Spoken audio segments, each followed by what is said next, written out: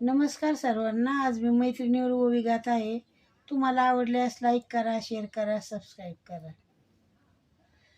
तुझा ग माझा भावपणा जनाची ग होती लाही, पाण्याच्या वाटानी गंत रणी चाल बाई, पाण्याच्या वाटानी अंतरणी चाल बाई.